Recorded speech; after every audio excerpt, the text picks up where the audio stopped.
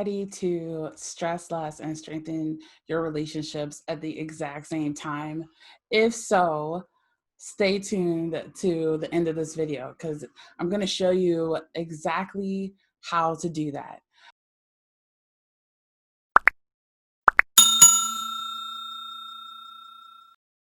If this is the first time of us meeting, I am Dr. Heather Tucker, Life Harmony coach, speaker, and trainer. And I work with entrepreneurs who want to stress less, strengthen their relationships, and increase their energy so they can lead with more momentum and fully step in to their purpose, passion, and prosperity. And today's episode of Wisdom Wednesday, we're going to be talking about seeing with eyes of love, like choosing to see with eyes of love. As a matter of fact, even better than that, choosing to see with eyes of aloha. Aloha means more than love. It means light, it means truth, it means humility and patience, as well as love, and so much more. And I want to focus specifically on this point of being the light, right? Being the light, even in the midst of the darkness. There's so much going on, and how to be able to stand firm in your power and shine bright, and also seeing with eyes of love. So we're taught maybe sometimes not to necessarily see with eyes of love, to be more cautious and fearful as compared to really embracing experiences that come. And I had this passage for you today. So two things. I talked about the light, and so the first thing I want to share with you is actually an insert from this awesome book that I'm reading called "And We Are Changed" by Priscilla Shirer. And so what it says, this is pretty interesting. It says, light has many purposes, but perhaps its chief purpose is to illuminate the path. Light is a beacon in the midst of the darkness, showing the way and penetrating even in the darkest places where our visions fail us. You know, I'm taking this class on vision and how to be able to expand my vision even beyond what I can even imagine. And I work with my students and my clients about that same thing, on how to expand your vision and having that faith, knowing that even though you don't have all the pieces together, you can still be moving forward, right? So it says here that light is life-giving. It's life-saving force in our world. And this is a story so there's a story that solidifies this. I think you're going to like this. One dark night, a ship called out at sea. The captain navigated their course by using a powerful light on the ship.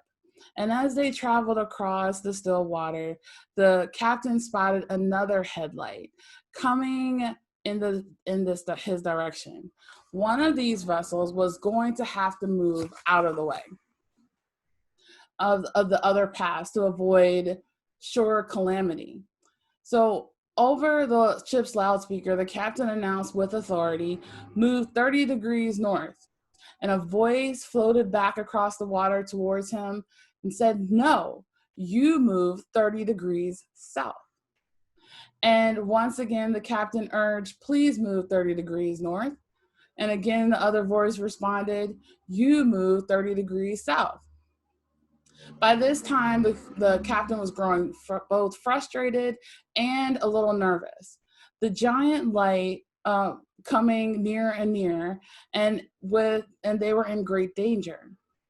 The captain declared emphatically, "I am the captain of the United States Navy, and I demand that you immediately move 30 degrees to the north." And the voice came back and said, "You move 30 degrees south. I am the lighthouse." And see, when you're the lighthouse, you're the one calling the shots. And so she talks about how you are a spiritual lighthouse in this dark world. And as a spiritual light in your home, in your workplace or in your community, you don't move. Everyone else must shift their positions around you. And you are to take your place in the midst of the darkness of your circumstances and stand firm. As a lighthouse, you must set the course rather than be set by it. This was so good, and I'm so glad I had to share that. So again, giving credit to this amazing lady, Priscilla Shirer. So becoming the light, right? Being the light in the midst of the darkness sometimes can seem so overwhelming or so fearful, or even it can be scary. And here's the thing. We can either get caught up in our fear and our concern and our worry and never be able to progress forward and step into what we've called to be and do. Or we can overcome the mental and emotional blocks of fear or frustration or depression or so many anxiety, right? So nervousness, so many different emotions can come right in our mind, right? Our mind, our body, and our soul. So we can either give into them or we can rise up and overcome them. So therefore we can step into everything that we're supposed to do and be and have. See, because what happens when we dim our light, and it's so easy sometimes because maybe those who are around you have maybe a dimmer light, or there's just so much that they may be battling. And as a light, as an empath, for me, I'm an empath and I can feel other people's emotions.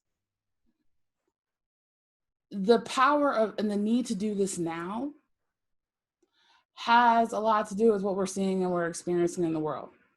Right now, in the middle of this pandemic, we have lost so many people. And I had said oftentimes, and I heard it from someone else, I can't remember who, that the richest place in the world is the graveyard. See, when our time is up, our time is up. And I was thinking the other day how life is really like a melody.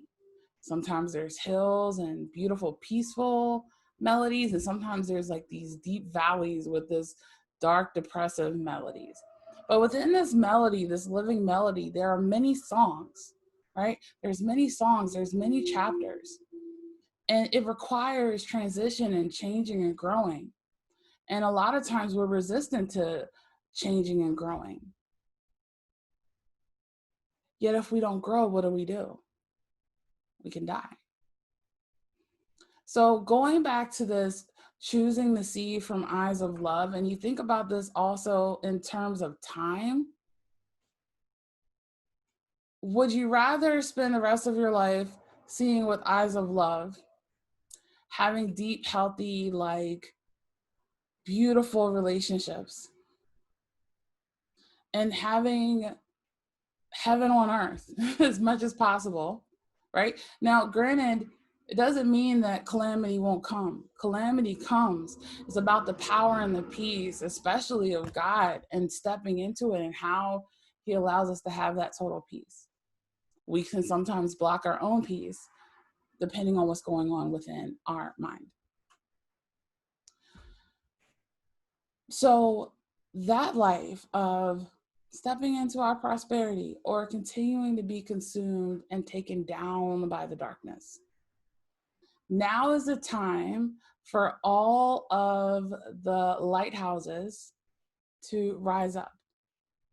And if you're hearing this message and you're like, I'm a lighthouse, I know I'm a lighthouse, I've been called to be a lighthouse, yet sometimes it's scary to shine, or I don't know how to shine, or there's a difficulty in shining. Well, have no fear, because we are here. Reach out to us, because there's a lot of things in store for God's people, those who are already part of the body of Christ, those who aren't even a part of the body of Christ. To sum this up, it really has to do with respecting and appreciating other people's model of the world, even if we don't agree with it, and come from a place of love, compassion, and empathy, as compared to frustration, bitterness, and unforgiveness and resentment. And it's so easy for our mind to go to the other side. And once you start the journey towards that peace of mind, body, and soul, so therefore it's like, okay, regardless of where you've been, what you've done, anything, you are living more in the present and the future, and your past no longer impacts you. It's the best feeling. The best feeling. So I hope this video helped. I want to know, what was your biggest takeaway? Make sure you put it in the comments below. And I want to know, are you choosing to see from eyes of love? Maybe even share, how do you see now? Like, share this video, especially if it connected with you. And I look forward to seeing you again, and have a wonderful Wisdom Wednesday. And you know what? Every day can be Wisdom Wednesday. So whenever you look at this, is perfect. All right, I'll talk to you soon. Peace.